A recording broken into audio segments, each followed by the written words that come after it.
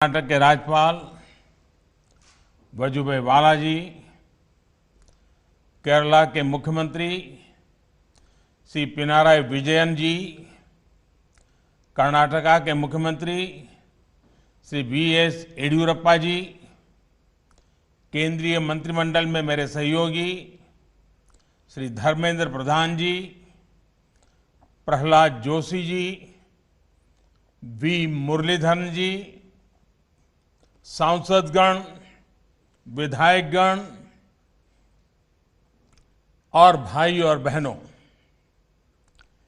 it is an honor to dedicate the 450-kilometer Kochi-Mangaluru natural gas pipeline to the nation. This is an important day for India, especially for the people of Kerala and Karnataka. These two states are being connected by a natural gas pipeline. I congratulate to people of these states. Congratulations also to all stakeholders for taking steps to providing clean energy infrastructure.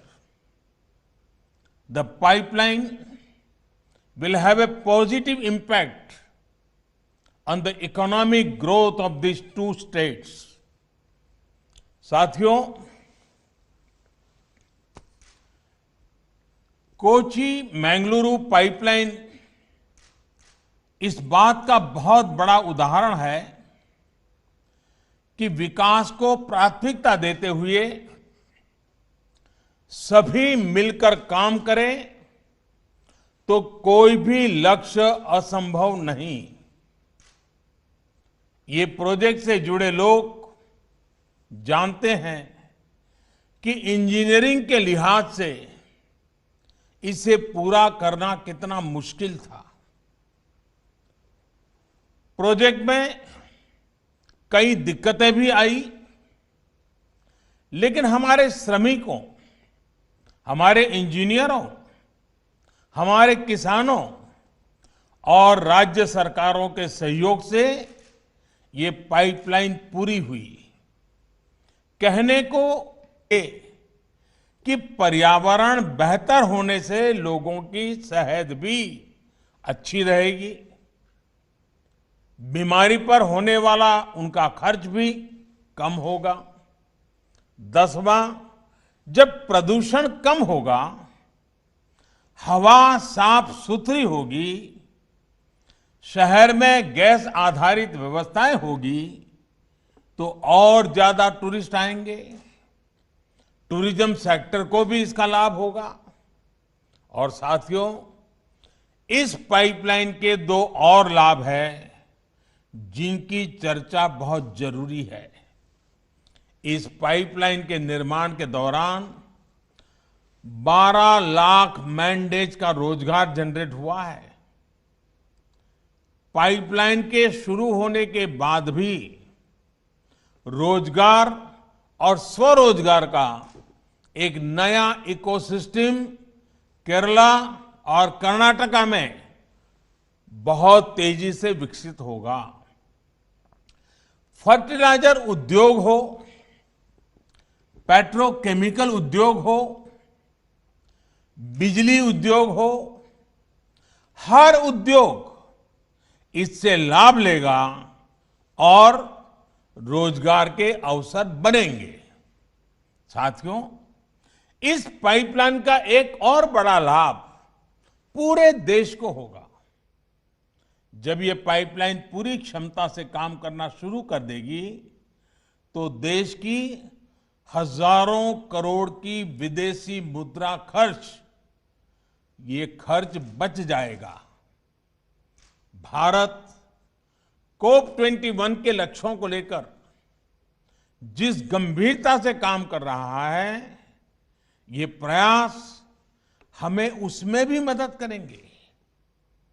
साथियों, दुनिया भर के experts का कहना है कि 21वीं सदी में जो भी देश अपनी कनेक्टिविटी पर और क्लीन एनर्जी पर सबसे ज्यादा जोर देगा, तेजी से काम करेगा, वो तेजी से नई ऊंचाई पर पहुंचेगा।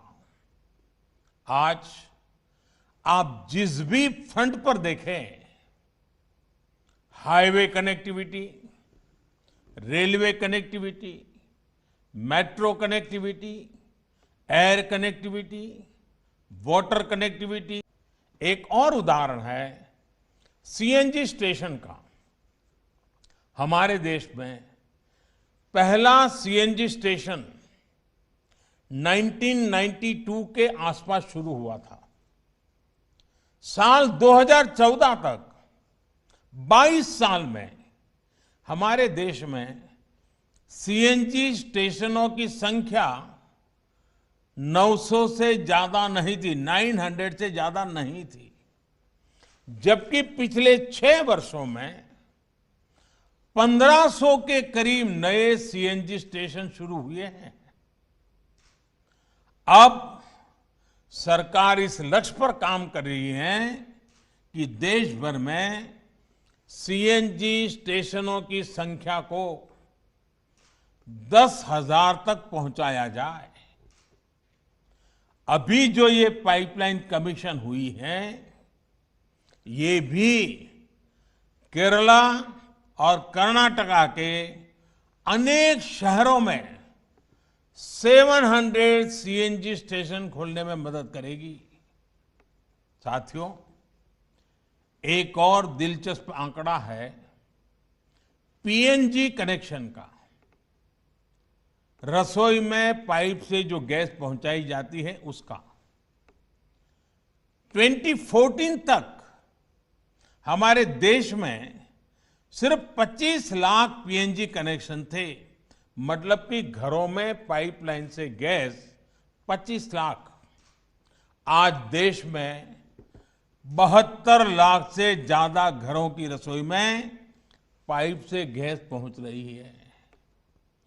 कोची मंगलुरु पाइपलाइन से 21 लाख और नए लोग पीएनजी सुविधा का लाभ ले पाएंगे। भाइयों और बहनों, लंबे समय तक भारत में एलपीजी कवरेज की स्थिति क्या रही, ये हम सभी जानते हैं।